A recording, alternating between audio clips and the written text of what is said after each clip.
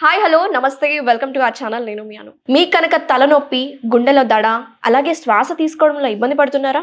అయితే మీకు అధిక రక్తపోటు అనే సమస్య ఉన్నట్టే. దీనికి పరిష్కార మార్గాలు ఏంటి? రెగ్యులర్గా మెడిసిన్స్ తీసుకోవడమేనా? ఇంకేమైనా ఆల్టర్నేటివ్ థెరపీస్ ఉన్నాయా? ఈ అంశం గురించి వివరించడానికి ప్రెజెంట్ మనతో పాటు ఉన్నారు సీనియర్ ఇంటర్వెన్షనల్ కార్డియాలజిస్ట్ డాక్టర్ కాలా జితేందర్ జైన్ గారు ఉన్నారు from Yashoda hospitals hitec city. నమస్తే సార్. నమస్కారం అమ్మ. సార్, ఈ రోజుల్లో దాదాపు 30% అనేది రక్తపోటు అనే సమస్య, ఎస్పెషల్లీ హై బీపీ అనేది యంగ్ అడల్ట్స్ లో చూస్తున్నాం సార్. ఫర్ ఎగ్జాంపుల్ 18 నుంచి 40 ఏజ్ గ్రూపులో ఉన్న వాళ్ళకే 30% కనిపిస్తుంది. ఒక జెండర్తో సంబంధం లేకుండా ఈ అధిక రక్తపోటు ఇబ్బంది పడుతుంది. దీనికి కారణాలు ఏంటి? సో మీరు అన్నట్టుగా ఈ హైపర్ టెన్షన్ ఏదైతే రక్తపోటు అంటారో it is the silent killer. అంటే మీరు ఒక ఇన్సిడెంట్స్ ఒక ఇన్సిడెంట్స్ తీసుకున్నట్లయితే భారతదేశంలోనే కాదు ప్రపంచవ్యాప్తంగా దీని ఒక సంఖ్య గణనీయంగా పెరుగుతుంది. సో మీరు స్టాటిస్టిక్స్ తీసుకున్నట్లయితే more than 1.3 billion people are affected with hypertension. అంటే 1.3 billion people అంటే ఎంతమంది మీరు చూసుకోండి. సో అది కూడా హైపర్ టెన్షన్లో మెయిన్ థింగ్ ఏంటంటే చాలామంది బీపీ ఉన్నట్టుగా తెలియదు. సో ఏమంటారంటే most people are not detected with hypertension. తెలియదు చాలామందికి. ఇంకోటి ఏంటంటే తెలిసినా కానీ చాలామంది మందులు సరిగ్గా వాడరు. So many people if they are diagnose with hypertension they don't use medicines. ఎందుకంటే బీపీ టాబ్లెట్ తీసుకుంటే ఏమైనా అయిపోతుందేమో, బీపీ డౌన్ అయిపోతుందేమో, అలవాటు అయిపోతుందో అనే అపోహ చాలా ఉంది. మూడోది బీపీ టాబ్లెట్స్ వాడిన తర్వాత కూడా చాలామంది ఒక బీపీ కంట్రోల్లో ఉండదు. So even though the take medicines their goal ఏదైతే target of blood pressure goal ఉంటుందో కంట్రోల్ చేసుకోవడానికి అది కూడా చాలామంది అచీవ్ అవ్వదు. సో మీరు ఇన్సిడెంట్స్ తీసుకున్నట్లయితే మీరు అన్నట్టు ఫీమేల్స్ మేల్స్లో పెద్ద డిఫరెన్స్ ఏం లేదు. Both are equally affected. And 1 in 4 people అంటే నలుగురిలో ఒకరికి ఖచ్చితంగా బీపీ అనేది ఉంటుంది. So almost 25% of the people are affected with hypertension. So చాలా మంది కార్డియోవాస్కులర్ డెత్స్ ఏదైతే అంటారో మన deaths number 1 killer is hypertension. So మధుమేహము, ఈ రక్తపోటు, ఈ మనిషికి ఈ రెండు ఉంటే ఆల్మోస్ట్ 90% జబ్బులు అనేది రెండింటి వల్ల వస్తుంది.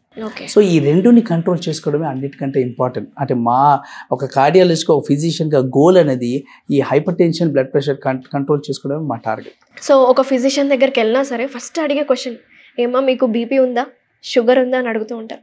సార్ బీపీకి అంత ఇంటర్లింక్ అనే డిసీజెస్ కనెక్ట్ అయి ఉన్నాయి కదా సార్. సో చాలా మంది మీరు అన్నట్టు నెగ్లెక్ట్ చేస్తారు. మా ఇంట్లో కూడా ఉన్నారు. ఒకరోజు స్కిప్ చేస్తారు టాబ్లెట్, ఏముందిలే అని 2 tablets వేసుకుంటారు. మర్చిపోయామని ఈవినింగ్ 2 tablets వేసుకుంటారు. Is it right are wrong? So మీరు అన్నట్టుగా ఈ బీపీ ఏదైతే రక్తపోటు అంటావో కంట్రోల్ అనేది చేసుకోవడం అన్నిటికంటే important. There is no cure for hypertension. So బీపీని ఎంత కంట్రోల్ చేసుకుంటే మీ యొక్క ప్రాబ్లమ్స్, ఈ heart related problems, heart attack అవ్వచ్చు, స్ట్రోక్ అవ్వచ్చు, కిడ్నీ రిలేటెడ్ జబ్బులు అవ్వచ్చు, చనిపోవడం మనుషులు అవ్వచ్చు, ఇవన్నీ రక్తపోటు వల్లనే అవుతుంది. సో ఇది కంట్రోల్ చేసుకోవడమే మన టార్గెట్. అంతేగాని there is no cure for hypertension. So దీన్ని కంట్రోల్ చేసుకోవడానికే మేము యాంటీ హైపర్టెన్సివ్ థెరపీ అనేది ఈ బీపీ టాబ్లెట్స్ అనేది ఇవ్వడం జరుగుతుంది.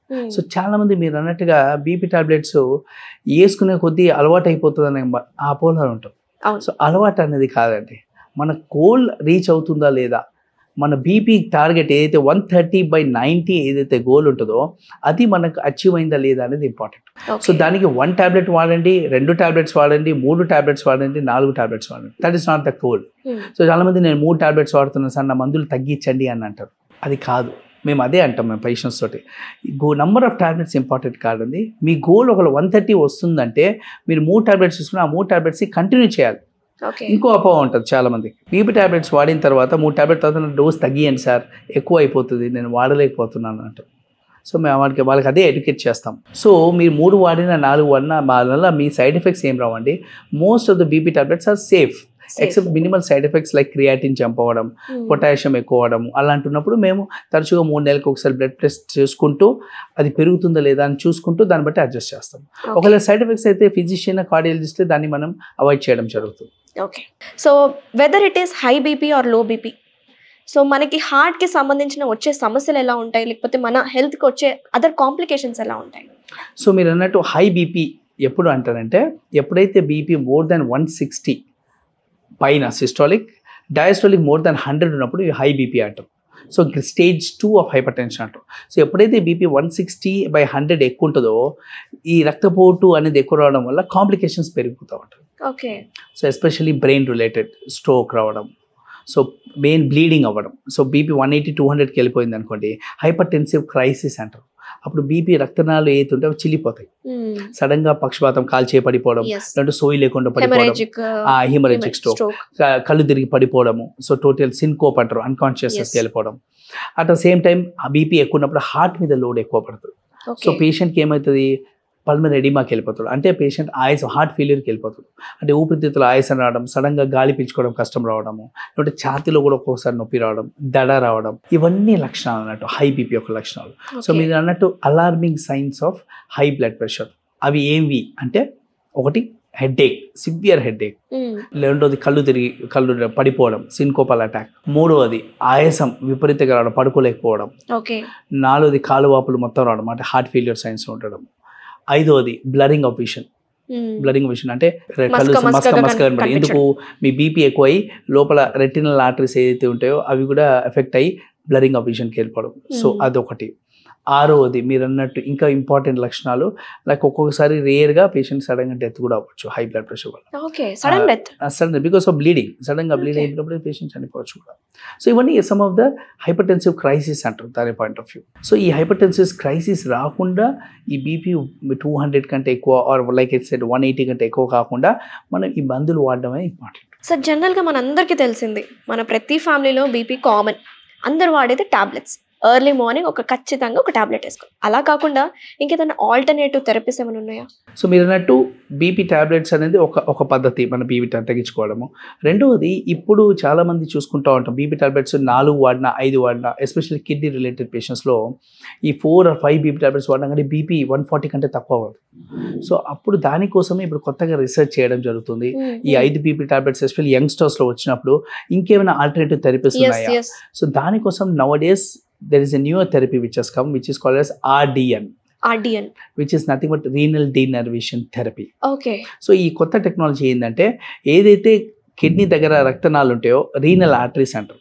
సో ఆ రీనల్ ఆర్టరీస్ దగ్గర చాలా నర్వ్ ఎండింగ్స్ ఉంటాయి, అంటే రీనల్ ఆర్టరీస్ దగ్గర నర్వ్స్ ఉంటాయి అన్నట్టు. ఏదైతే బీపీని కంట్రోల్ చేసే మెకానిజం ఉంటుందో అది మన కిడ్నీ నుంచి బ్రెయిన్కి వెళ్తుంది. సో సిగ్నల్స్ అన్ని బ్రెయిన్కి వెళ్ళి బ్రెయిన్ నుంచి మళ్ళీ బీపీని కంట్రోల్ చేయడానికి సిగ్నల్స్ వస్తూ ఉంటాయి.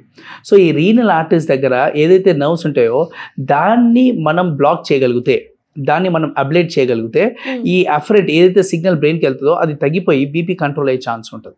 సో దాన్ని రీనల్ డీనర్వేషన్ థెరపీ అంటారు, అంటే ఆ నర్వ్స్ని డీనర్వ్ చేయడం అన్నట్టు.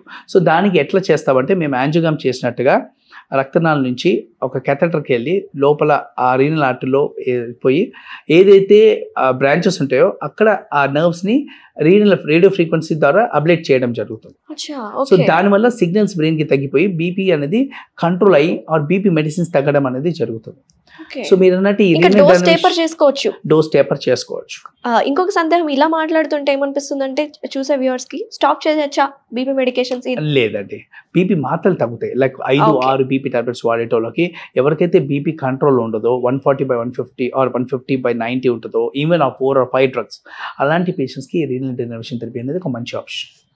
సో ఇది మీరు అన్నట్టు ఈ కొత్తదా అంటే ఇంతకు ముందు కూడా ఉండేది, కాకపోతే మార్కెట్లో అంత రాలేదు. సో ఇప్పుడు రీసెంట్గా there are number of trials, like renal డెరివేషన్లో స్పైరల్ ట్రయల్ అని వచ్చింది. అలాంటి ట్రయల్స్లో ఈ క్యాథెటర్ అబ్లేషన్ చేయడం వల్ల మనిషి ఒక బీపీ టాబ్లెట్స్ ఏదైతే 5-6 ఉంటాయో అవి 2-3కి తగ్గడం జరుగుతుంది. అండ్ బీపీ కూడా వెరీ గుడ్ కంట్రోల్ వస్తుంది. Generally it is a safe procedure అండి. రీనల్ డెరివేషన్ చాలా సింపుల్ ప్రొసీజర్. అది మనం ఆర్టరీ ద్వారా ఏదైతే యాంజియోగ్రామ్ చేస్తామో కిడ్నీకి, అట్లనే అక్కడ రక్తనాళాలకి వైర్ వేసేసి దాన్ని అబ్లేట్ చేయడం జరుగుతుంది. సో స్పెషల్ ఎలక్ట్రోడ్స్ ఉంటాయి దానికి, క్యాథెటర్స్ ఆర్ దేర్. సో ఆ క్యాథెటర్స్ ద్వారా ఆ రీనల్ ఆర్టరీస్ దగ్గర అబ్లేట్ చేయడం జరుగుతుంది. So it's a safe procedure, simple procedure, and the results are very good. Cost ఎంత ఉండొచ్చు sir? Cost is the problem, is the cost. So not all are people are indicated for that. మీరు అన్నట్టు ప్రతి patient BP ఉన్న వాళ్ళకి ఈ RDN therapy అనేది important అంటే కాదు. సో ఎవరైతే బీపీ కంట్రోల్ ఉండదో, ఎవరైతే 4-5 మందులు వాడిన తర్వాత కూడా బీపీ కంట్రోల్ అదుపులో రావట్లేదో, ప్లస్ రీనల్ ఆర్టరీస్ కూడా బాగున్నాయో, రక్తనాళాలు బాగున్న వాళ్ళకి మనం ఇది చేయడం జరుగుతుంది. Other problem is the cost. So ఇది కూడా కొన్ని లక్షల్లో ఉంటుంది. సో అందరూ అఫోర్డ్ చేయలేరు. Of course, insurance companies, they give it's under covered under insurance, but it's a very good therapy, promising therapy for few individuals. Very encouraging news, sir. But coming to cost అయితే it should be managed. Yes ఇనిషియల్గా cost ఉంటుందండి, but once the results are very encouraging, the cost will slowly come down over the period of years. So when coming to our main topic sir, so ఈ BP ఉన్న వాళ్ళు, already ఉన్న వాళ్ళు ఎలాంటి జాగ్రత్తలు తీసుకోవాలి, ఎలాంటి లైఫ్ స్టైల్ అండ్ ఫుడ్ని వాళ్ళు చేంజ్ చేసుకోవాలి? సో మీరు అన్నట్టుగా బీపీ పేషెంట్స్కి బీపీ ఒకటే ఉండదండి, షుగర్ ఉంటుంది, ఊబకాయం ఉంటుంది, స్మోకింగ్ ఉంటుంది, ఆల్కహాల్, ఇవన్నీ రిస్క్ ఫ్యాక్టర్స్ ఉంటాయి. సో ఈ రిస్క్ ఫ్యాక్టర్స్ని కంట్రోల్ చేయడం వల్ల కూడా బీపీ తొందరగా కంట్రోల్ అవుతుంది. So it's not only the medications ఒకటే కాదు, దాంతోపాటు లైఫ్ స్టైల్, జీవన శైలిని కూడా మార్చుకోవాలి. సో ఎస్పెషల్లీ ఆహార పద్ధతుల్లో తీసుకున్న జాగ్రత్తలు ఏంటంటే ఉప్పు తగ్గడం అందరికి తెలిసిందే. సో ఉప్పు అనేది salt is the main enemy. So ఉప్పు ఎంత తగ్గిస్తే అంత మంచిది. So less than 3 grams per day, that is what the recommendations are. So ప్రతిరోజు 3 grams కంటే తక్కువ ఉప్పుని తీసుకోవాలి. అంటే కూరలో కానీ ఇన్ ద హోల్ ఫుడ్, అంటే మనం తీసుకున్న మొత్తం రోజులు less than 3 grams. Along with that there is a diet known as DASH diet, dietary approaches to stop hypertension. అంటే ఉప్పు తగ్గడం, పొటాషియం సప్లిమెంట్స్ ఉన్న డైట్ని ఎక్కువ తీసుకోవడం, ఎస్పెషల్లీ ఆకుకూరలు, కూరగాయలు, ఫ్రెష్ ఫ్రూట్స్, ఇవన్నీ బాగా తీసుకోవడం, డైలీ వాకింగ్ చేయడం. మినిమం అందరికి తెలిసిందే వాకింగ్ చేయని మంచిదే, కానీ ఎవరు చేయరు, టైం లేకనో, బిజీ షెడ్యూలో, లేదా మోకాళ్ళ నొప్పులో, ఏదో రీజన్ వల్ల చేయరు. But something or other life exercises if you do it at least 30 minutes 5 days a week, that will help to reduce your blood pressure by at least 10 to 20. So మొత్తం తగ్గదు, కానీ at least it will help you. Plus ఊబకాయం తగ్గుతుంది, మనిషి యొక్క ఆత్మస్థైర్యం, మనిషి యొక్క కాన్ఫిడెన్స్ లెవెల్స్ పెరుగుతుంది, మెంటల్ పీస్ అనేది, ఇవన్నీ ఇంపార్టెంట్ బ్లడ్ ప్రెషర్ కంట్రోల్కి. సో ఇవన్నీ ప్లస్ రిస్క్ ఫ్యాక్టర్స్ నేను చెప్పినట్టుగా షుగర్ కంట్రోల్ చేసుకోవడము, ప్లస్ కొలెస్ట్రాల్ తగ్గించుకోవడము, బయట మీరు అన్నట్టు ఆల్ ఫ్రైడ్ ఫుడ్స్ కానీ జంక్ ఫుడ్స్ కానీ అవాయిడ్ చేయడం, ఇవన్నీ మనకు తెలిసినాయి, డైలీ ఏం కొత్త ఏం కావు, కానీ ఇవి మనం అలవాటు చేసుకుంటేనే మన బీపీ అనేది కంట్రోల్ అవ్వడం జరుగుతుంది. స్ట్రాంగ్ మోటివేషన్తో స్టార్ట్ చేయాలి. Yes, you have to start your day with a good exercise, with a strong motivation that yes, I can control my blood pressure. It's not only the medication but also your lifestyle is equally important. Very nice, చాలా valuable information ఇచ్చారు. అసలు కొత్త invention, అసలు ఆర్డియన్ therapy ఏంటి, నార్మల్గా అయితే tablets వాడుతూ ఉంటారు, బట్ ఇలాంటి థెరపీస్ కూడా ఉన్నాయి, బట్ సేఫా కాదా, అండ్ తీసుకోవాల్సిన జాగ్రత్తలు ఏంటి, హై బీపీ వల్ల వచ్చే కాంప్లికేషన్స్ ఏంటి, very well detailedly explain sir. Thank you so much. నమస్తే. థ్యాంక్ యూ అమ్మా, థ్యాంక్ యూ, నమస్కారం.